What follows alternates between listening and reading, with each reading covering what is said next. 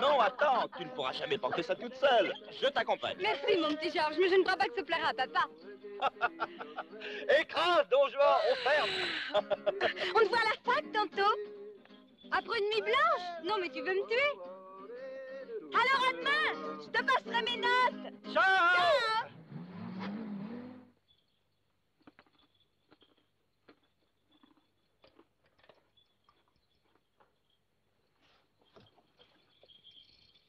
Marie-Josée. Déjà levé, papa? Moi qui avais peur d'être réveillée. D'où viens-tu? Tu sais l'heure qu'il est. J'étais chez Georges avec la bande. Championnat de danse. Premier prix de virtuosité, premier prix d'endurance. J'en fais don à la communauté. Sur ce, bonne journée. Je vais faire dodo. Je n'ai pas pu fermer l'œil de la nuit, moi, à cause de toi. Que tu négliges tes études, soit, c'est ton affaire. Mais pense à mon travail. Puisque tu ne dormais pas, tu pouvais travailler. Si je touche à mon piano entre 10 heures du soir et 7 heures du matin, les locataires font du scandale. Et il ne me reste que 3 mois pour écrire cette symphonie. 3 mois. Une symphonie destinée au festival de Vienne. Si t'écrivais des airs de jazz, tu t'énerverais moins et ça te rapporterait plus. Je compose, moi, je n'éructe pas. Et l'inspiration, ça ne fonctionne pas au presse-bouton. Je compose pour les mélomanes, pas pour les jukeboxes. Un festival retransmis en Eurovision. On dirait que tu n'en saisis pas l'importance. Tu m'écoutes? 7 heures. Tu as le droit de travailler. Pas trop fort, hein. Pense à ceux qui dorment.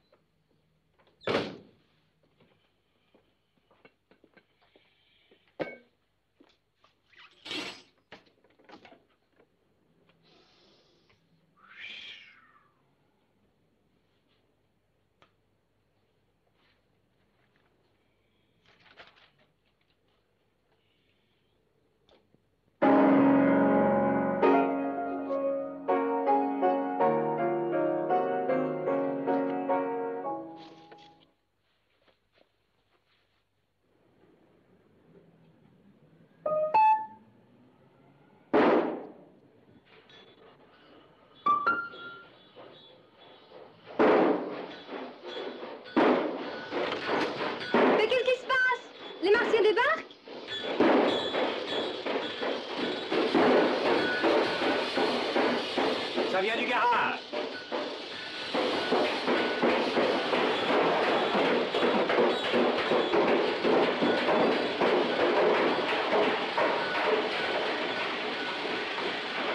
On a installé un atelier ici. Oui, monsieur. Ouvert depuis ce matin. Si c'est pour une réparation, faut demander au chef. Qu'est-ce que c'est? J'habite en face, monsieur, cette fenêtre-là. Je suis compositeur et je venais m'en tirer ici par hasard. Le bruit de mon piano ne vous dérangeait pas quand vous travaillez? À première vue, je pense pas. Vraiment, vous ne pensez pas?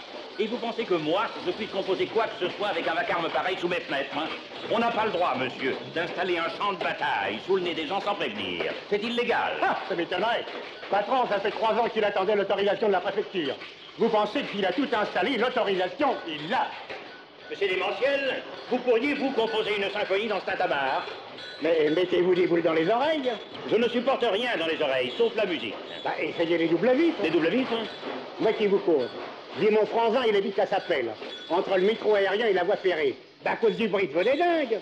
Maintenant, avec les doubles vitres, on entend voler une mousse. Quoi? On entend voler une mousse. Vous ne pourriez pas taper un peu moins fort? Plus que 3. Terminé.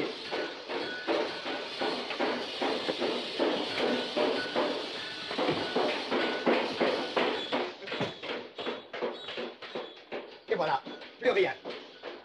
Comment? Plus rien? C'est garanti contre les bruits de la circulation, pas contre les coups de marteau, fallait préciser. Contre le marteau, il n'y a que l'insonorisation.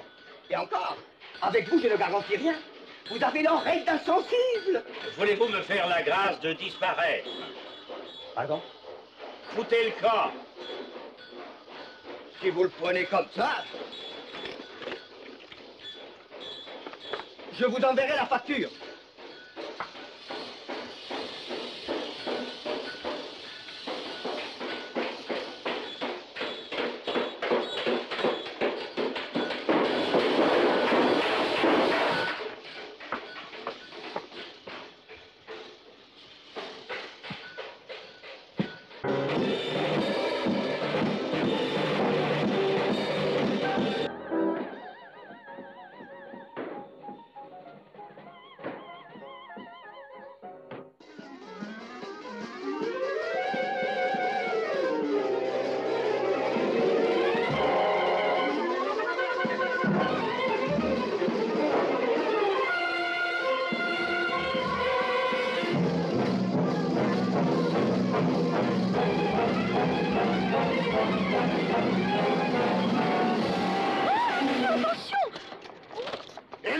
papa.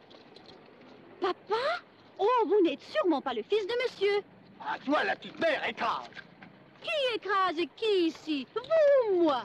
Allons, allons, pas de scène de famille. Allez, circulez. Religieux à mon grand bonheur.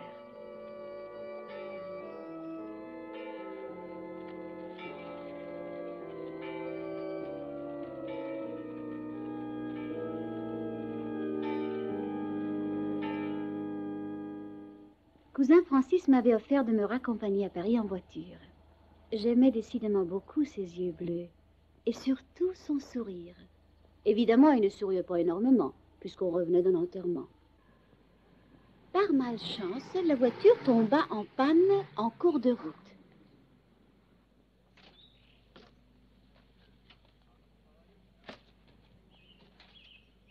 Heureusement, la panne s'était produite tout près d'une auberge.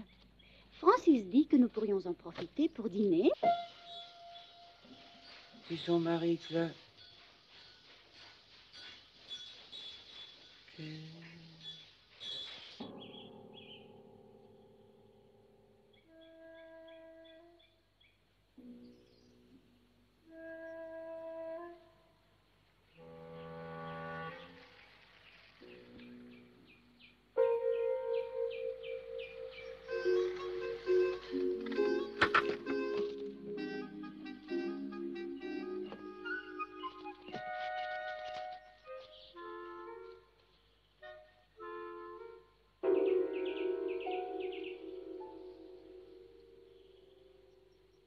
C'est bien ce que je craignais.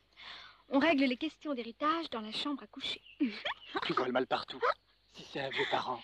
Vieux peut-être, mes parents, mon œil. C'est son Jules. Pendant que je neutralise la pépée, toi, Christine, tu vampes le Jules. Les grandes victoires dépendent de petits détails. Je veux que dans 3 jours, cette Messaline de banlieue se traîne aux pieds de papa pour le supplier de l'épouser. Oh, et moi, qu'est-ce que je fais? Tu nous attends ici. C'est une affaire de femme. Allez, go. Jamais elle me laissera monter là-haut. Bah, trouve un prétexte.